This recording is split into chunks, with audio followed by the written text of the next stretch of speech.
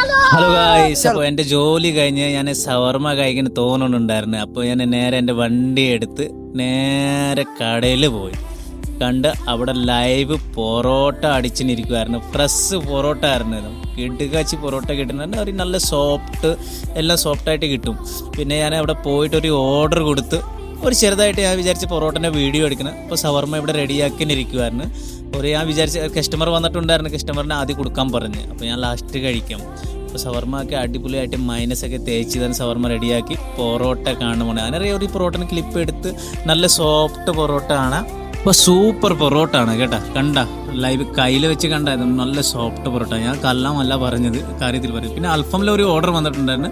നല്ല ഒരു അൽഫാം റെസിപ്പിയാണ്. അടിപൊളി സ്പൈസി അൽഫാമൊക്കെ ഉണ്ട്. സെറ്റാണ്, മസാല അടിപൊളിയാണ്. നമുക്ക് വേണം കഴിക്കാം, മേടിക്കാം.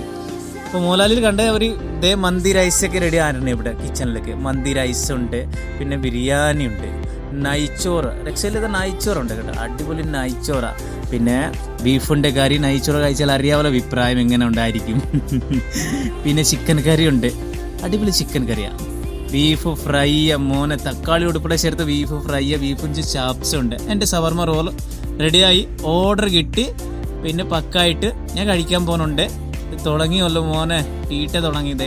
അടിപൊളിയാണ് ഷവർമ. ആഹാ, നിങ്ങൾക്ക് വീഡിയോ ഇഷ്ടപ്പെട്ടാണെങ്കിൽ like, share, comment, channel subscribe ചെയ്യണം. നന്ദിയുണ്ട്, താങ്ക്സ്. ബാക്കി മലയാളത്തിൽ കൃത്യമാക്കി പറയാൻ അറിയത്തില്ല, ക്ഷമിക്കണം. നന്ദിയുണ്ട് കേട്ടോ. ലൈക്ക് ആൻഡ് കമൻറ്റ് ഷെയർ മറക്കല്ലേ ഗായ്സ്. Thank you.